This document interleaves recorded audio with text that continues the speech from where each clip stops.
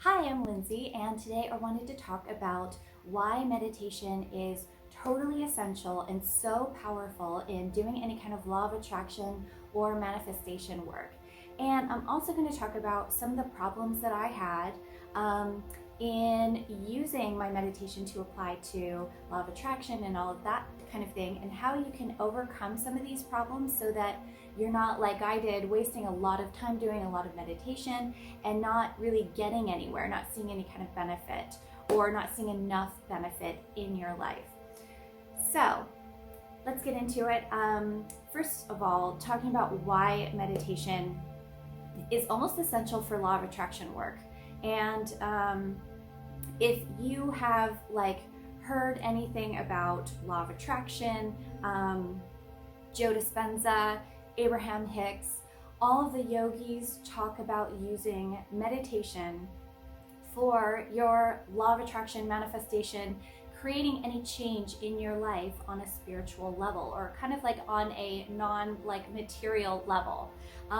It can be very powerful to kind of work within yourself and kind of change what's happening inside rather than like spinning your wheels on the outside. And I also want to mention, when we hear about meditation, it's often in the context about the benefits of a meditation is lowering anxiety and reducing blood pressure and all of these physical effects and benefits that have been measured in science. And at this point there's so much research on there supporting the positive effects of meditation, and these are really great. And it's awesome to have all of this evidence to show how it's benefiting you physically and emotionally. However, I think that sometimes it leads us to believe that that's the main purpose of meditation, and then we're not as, at least for me, not as motivated to use it, because it's okay, so lower anxiety, big deal. You know what I'm saying? And the reason we focus culturally on these physical side, they're basically side effects. But this is what's measurable. So this is what gets talked about. And I just wanted to mention that because it really is having these physical benefits, they're just side effects. And the purpose of meditation originally, when it was developed by the yogis thousands of years ago, is for spiritual purposes, enlightenment. And one step on that path is actually realizing your true power through law of attraction, your manifestation power, your power as a spiritual being to create in the world. So anyway, I just wanted to mention that. But yeah, back to why meditation is really important. If you listen to teachers, I want to mention Joe Dispenza. He's great. He talks a lot about, his whole idea is about meditation and using that to create miracles in your life. He had a miracle for his life, couldn't walk, regenerated his spinal cord. And he's had amazing breakthroughs with everybody that he's worked with, or with a lot of people. He has a lot of testimonials. Abraham-Hicks talks about meditation to kind of get to a point of non-resistance. And the yogis, if you've ever read Autobiography of a Yogi, this is the famous book that Steve Jobs always carried around in his pocket apparently. But yeah, it talks about the ancient yogis and basically how they're able to have these supernatural powers.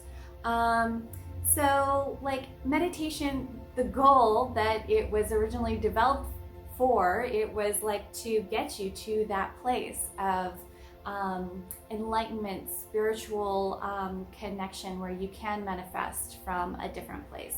And again, the manifestation is just another side benefit. The goal is enlightenment, but that's not often talked about in our society because it's just not really stressed in our culture. But anyway, Yeah, Joe Dispenza talks about this idea. If you've ever heard him talk, he uses like a lot of key phrases, and sometimes it can be very cryptic if you're new, especially to meditation, and if you haven't really gotten it, or like me, just doing a lot of meditation but not going deep, and not knowing how to. And so he talks about like key phrases like, creating from a unified field. Well, what does that mean? And his whole purpose is to like create meditations to bring you deep enough that you can kind of go into this space of, he calls it becoming a nobody. And this is the idea of losing yourself completely in the meditation. And that is what puts you into the unified field. And that is the place where you have your power to create. So I want to talk about some of the problems that I encountered in my 10, 15 year journey of meditation. And for a long time, I was putting a lot of energy into meditation, and I would not see like a lot of benefit in my life. And it just sometimes it would feel like a time waster, because it does take a lot of time and energy to meditate. Especially the thing is, like, when there's different levels of meditation, and when you're kind of like in the beginning stages, it feels so difficult. There are people who talk about, and this is kind of like almost annoying to hear, like if you've done a lot of meditation, you hear about other people and they're like, oh yeah, I started meditating and I did like 5 or 10 minutes a day, and within like 3 months, my whole entire life has changed. And it's like, wow, like that hasn't been my experience at all. Like it just takes some people longer. And this is kind of what I want to talk about, because like it's finding the right techniques and like how to get yourself to go to a deep level, rather than staying at this surface level that doesn't really bring a whole lot of it. It'll bring some benefit, but not like the deep, powerful benefits, and especially not from like a manifestation, changing your entire reality kind of direction. So talking about not going deep enough, there are different levels of meditation. And so I just kind of want to briefly, this comes from like the idea of like yoga philosophy.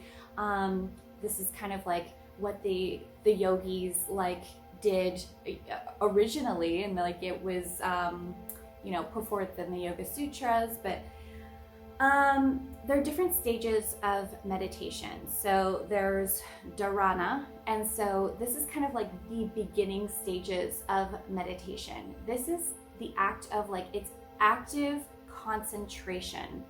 And this is why when you hear about meditation, at least the formal meditation where you're sitting down like a Buddhist monk, kind of like in lotus position, this kind of meditation, as opposed to like guided meditation.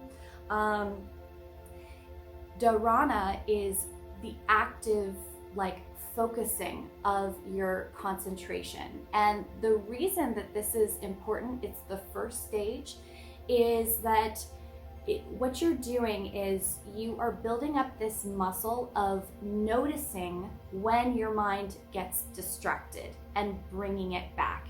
And after a certain amount of time, noticing your mind going all different directions and bringing it back, it's almost like your mind gets tired, and it just kind of eventually gets into the next stage, which is dhyana. So that is the kind of resting, relaxing meditation that we all hear about, where it's oh, it's so nice to meditate and just feel relaxed. That's the second stage. You have to go through a period of building that muscle of learning how to concentrate and focus on one thing. And that's the hardest part. That is where a lot of people kind of I know I got stuck there for many, many years. A lot of people give up. And, I also gave up many times. I kept coming back, but it can be really frustrating to get through that period. And I'm going to talk about a technique that will help you to kind of like get through that period in a minute. But then I wanted to talk about the third stage of meditation. So, there's the dharana, which is like the active focusing, and then the dhyana. So that is like kind of like restful, peaceful meditation, and like kind of effortlessly. And then there's samadhi. And samadhi is that is like more of the enlightened stage of meditation, where this is what Joe Dispenza is talking about when he's saying, become a nobody, become a no thing. Like, you are like dissociating from who you are and just entering this field of consciousness. You are losing yourself. That is samadhi. So if you go deep enough, you will forget, or kind of like you're kind of more consciousness rather than this person just awareness of yourself, like being peaceful in your meditative state. So going to that deeper level is where the benefit comes from, like when we talk about like Joe Dispenza, like kind of miracles, right? So the idea is to get yourself to the deepest place. And for me, what I experienced was that, I could get there like every once in a while. The problem was that I tend to, and everybody has a different kind of mind, a different kind of attention span. And I have a very active mind. And it would take me so long to get even just to the second stage of kind of like restful, peaceful meditation. It would take me so long. It would take me at least 40 minutes. And when you when you hear about the recommendations of meditation, it's like, okay, you're supposed to do 20 minutes in the morning and 20 minutes in the evening, and that's what they recommend. And that's a good starting place. But if you have a more active mind like me, I needed to do way more, and it can be difficult to fit into your schedule, So that's kind of like where I had an issue, is like trying to figure out how to juggle my entire life. But the thing is, like, every time that I was able to find space in my life and like kind of get myself to do meditation for 40 minutes at a stretch, things would shift in my life. And I would always remember that. It was just kind of like, a struggle kind of getting back there. So because I have such an active mind, I know I need to take more time in order to kind of like let, my energy, my mind kind of settle. And then, as what I've noticed for me at least, is that as I get to, like, if I'm practicing regularly and I'm doing these 40 longer stretches, and again, everybody's different, it might not take you that long. I'm just saying, like, if you've tried everything and you're still not experiencing like these miracles like me, you might have to take longer. There's some other things that you can do to prepare yourself, but I did want to mention that, like, as I got better and more comfortable with that deeper level concentration, it would take me less time. So it was only like an initial effort of putting in a lot of time and energy, and then I kind of got better at it. So some of the things that you can do to prepare yourself in order to go deeper faster. So BK Iyengar, he's like one of these like gurus in like yoga. It's one form of like famous yoga right now is Iyengar yoga, and he wrote a book, and he was talking about like different ways to like prepare yourself to go into meditation. And some of the things he said, there's 3 things, like you have to prepare your body, and this is the purpose of physical hatha yoga, where you're doing the poses and that kind of thing. You're preparing your body in order to allow it to go into a deep state. Number 2 is preparing your mind, and you can do this through pranayama. Pranayama is breathing techniques. Breath work, I have found breath work is one of the most powerful things to kind of like alchemize your energy and get yourself into a state. I mean, he talks about it kind of like purifying your mind. It's bringing in prana and life force energy into yourself, and you can kind of clear some blocks that will otherwise be impeding your ability to go into a deep state. So yoga, you know, asana type of preparing your body, getting your body in good shape, pranayama, which is breath work, and then preparing your senses. Excuse me. So what he means by preparing your senses is being able to observe, and this is, you know, what the Buddhists talk about, observing yourself, your sensations, your breath, observing it from kind of like a detached space of like the observer. Rather than being in it, you're an observer. And so when they talk about like kind of like watching your life as if you're in a movie, that's one of the ways to kind of like create this detached like observer kind of consciousness. So if you're able to observe your body, your sensations, your breath from more of a detached space, that will help you to go deeper and to prepare yourself for meditation. So some of the techniques that you can use if you need to kind of shift things, you know, maybe you've been taught one way of meditation. There are a couple different ways. There are many ways.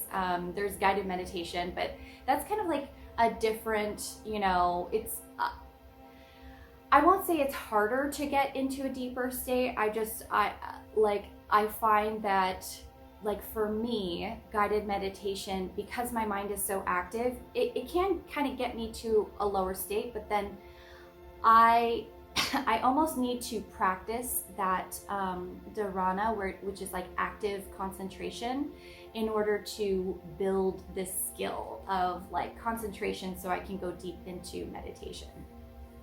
So, you know, I've found like traditional ways of meditation to be much more helpful, but then I can use the guided meditation and go deep, if that makes sense. There's focusing on your breath, and this is the technique that I'm most familiar with because that was what I was taught for a long time, where you're just focusing on your breath, and every time your mind goes somewhere else, you bring it back to the breath. However, what I have noticed is like I really benefit from mantra meditation. Like that really helps me. For some reason, I think the breath is much more subtle and harder to concentrate on for me. So once I switched it up to mantra meditation, it helped me develop my concentration, because I found it easier to concentrate on repeating a mantra over and over. And you can pick a mantra that that seems to be applicable. There's so many mantras out there, but yeah, that's another technique that you can try it out and see if it helps you to get to like, you know, more concentration or a deeper level. Another technique is visualizing. So this is like very like deep in, you know, like Buddhist and yogi philosophy is visualizing a deity. And you can use that and just concentrate on this visual, like in your mind of the deity. But you don't have to do that. You can also visualize just focusing outward, like, you know, a lot of people do watching a candle flame, and that can, you know, just constantly like focusing your attention on that candle flame can help.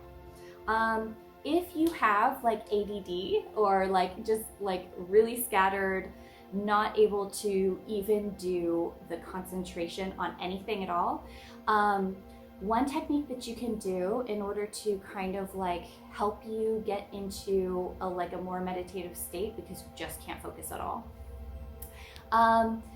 There is a technique where you can go to like find a very noisy like place. Okay, so like one example would be like a restaurant or something like that, where you like there's so many sounds around you, and you basically like you can hear like you know, clinking of glasses and people chatting over here, and you know, somebody dropped things over here, and like many different noises.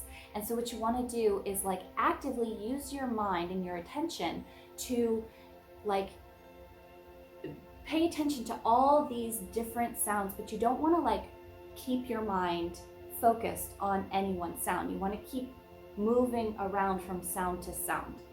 And the idea is that it kind of exhausts your mind after a little while. Like if you force it to kind of like do what it like, you know, ADD is kind of like you're scattered and you're kind of already doing that, like moving from thing to thing to thing. So if you like force it to do that actively, it will eventually get tired, and then you can find it easier to kind of like relax into this meditative state. So that's another thing that you might want to try if you're finding it hard to concentrate in that first level of meditation.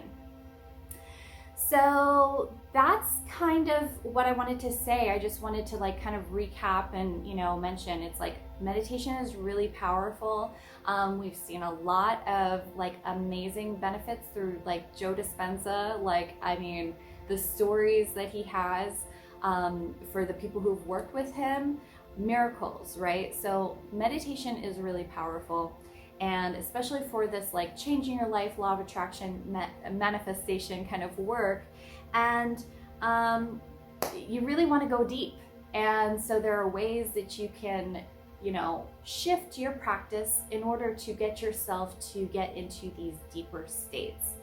So I hope that this inspires you. If you have any questions, please leave them in the comment box below. I would love to have a conversation with you. And if you like this video, please like and subscribe, and I'll see you next time. Thanks.